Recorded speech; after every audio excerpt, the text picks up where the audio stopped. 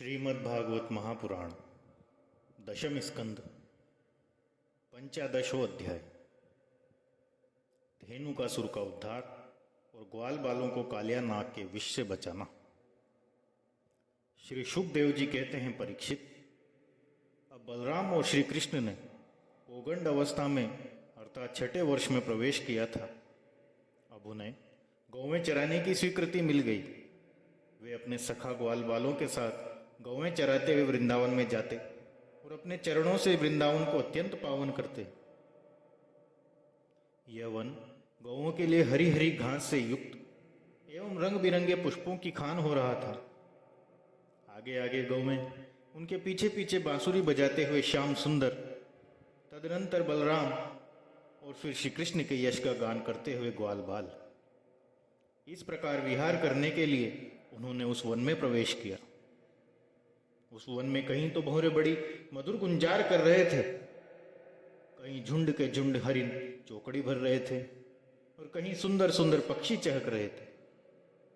बड़े ही सुंदर सुंदर सरोवर थे, जिनका जल महात्माओं के हृदय के समान स्वच्छ और निर्मल था।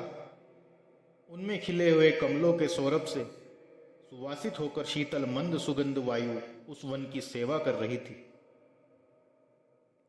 इतना मनोहर था वह वन कि उसे देखकर भगवान ने मन ही मन उसमें विहार करने का संकल्प लिया।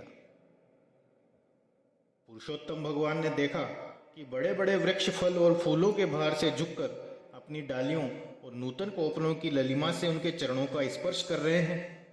तब उन्होंने बड़े आनंद से कुछ मुस्कुराते हुए अपने बड़े भाई बलराम जी से कहा, देव शिरोमणि, यूं तो बड़े बड़े देवता आपके चरण कमलों की पूजा करते हैं,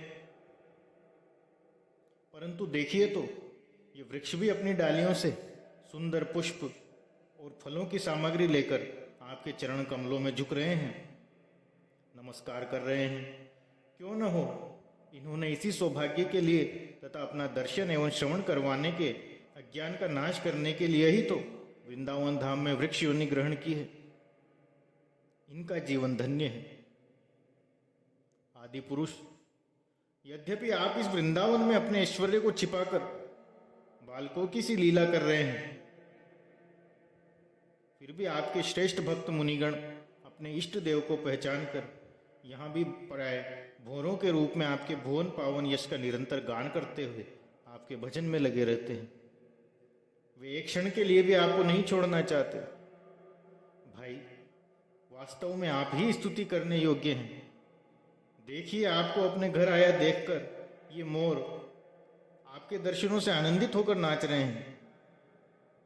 हरिणी या मृगनयनी गोपियों के समान अपनी प्रेम भरी तिरछी चितवन से आपके प्रति प्रेम प्रकट कर रही हैं। ये वनवासी होने पर भी धन्य है, क्योंकि सत्पुरुषों का स्वभाव ही ऐसा होता है कि वे घर आए अतिथि को अपनी प्रिय से प्रिय वस्तु भेंट करते हैं। यहाँ के वृक्ष लताएं और झाड़ियां आपकी उंगलियों का स्पर्श पाकर अपना सौभाग्य मान रही हैं। आपकी दया भरी चितवन से नदी, पर्वत, पशु पक्षी सब कृतार्थ हो रहे हैं और उनकी ब्रज की गोपियां आपके वक्षा स्थल का स्पर्श करके, जिसके लिए स्वयं लक्ष्मी भी लालायित रहती है, धन्य धन्य हो रही हैं। श्री शुकदेव जी कहते हैं, परीक्षित, इस प्रकार परम सुंदर वृंदावन को देखकर भगवान श्री कृष्ण बहुत ही आनंदित हुए। वे अपने सखा ग्वाल बालों के साथ गोवर्धन की तराई में यमुना तट पर गौओं को चराते हुए अनेक प्रकार की लीलाएं करने लगे।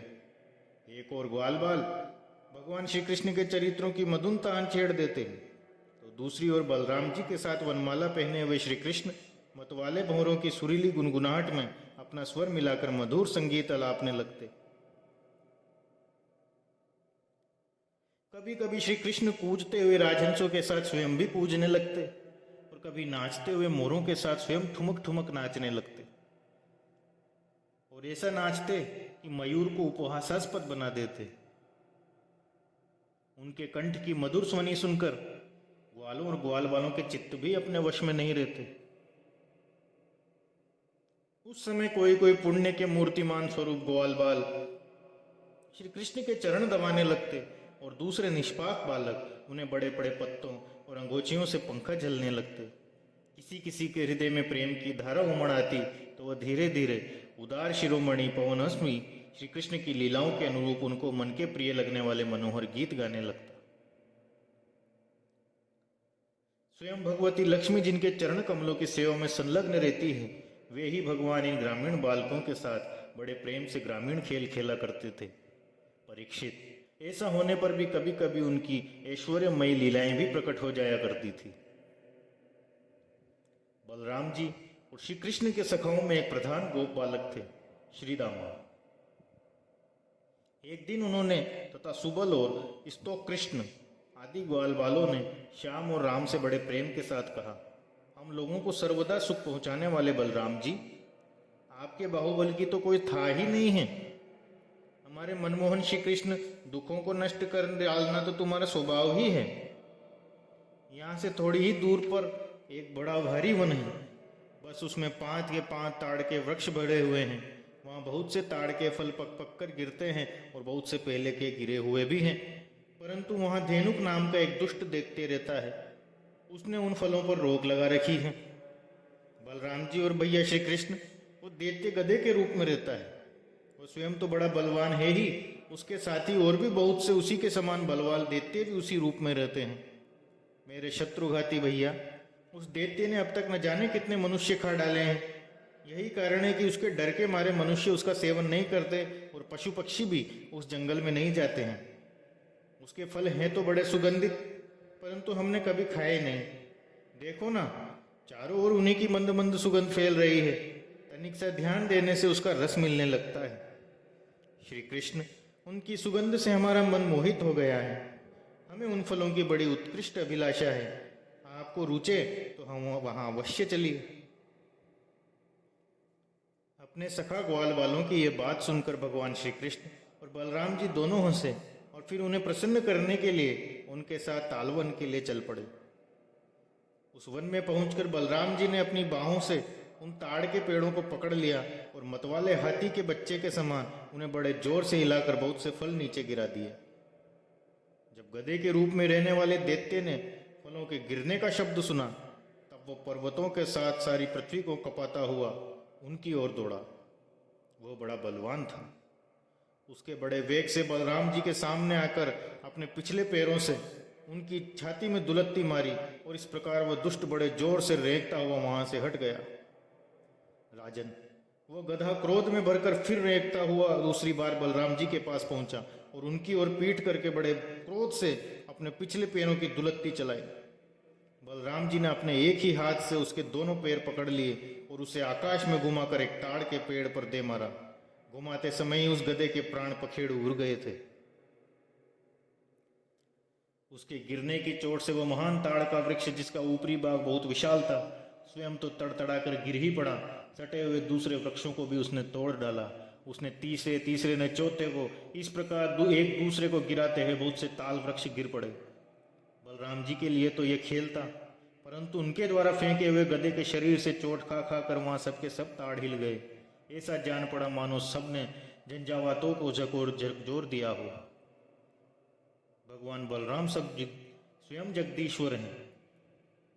उनमें यह सारा संसार ठीक वैसे ही ओतप्रोत है जैसे सूतों में वस्त्र। उस समय धेनुकासुर के भाई बंधु अपने भाई के मारे जाने से क्रोध के मारे आग बबूला हो गए। सबके सब गधे बलराम जी और श्री कृष्ण पर बड़े वेग से टूट पड़े। राजन, उनमें से जो पास आया उसी को बलराम जी और श्री कृष्ण ने खेल खेल में ही पिछले पैर पकड़कर ताल वृक्षों पर दे मारा। उस समय वो भूमि ताड़ के फलों से फट गई और टूटे हुए वृक्ष तथा दैत्यों के प्राणहीन शरीरों से भर गई। जैसे बादलों से आकाश ढल गया हो, उस भूमि की वैसी ही शोभा होने लगी। बलराम जी और श्री कृष्ण की यह मंगलमयी लीला देखकर देवतागण उन पर फूल बरसाने लगे और बाजे बजा बजा कर स्तुति गाने लगे।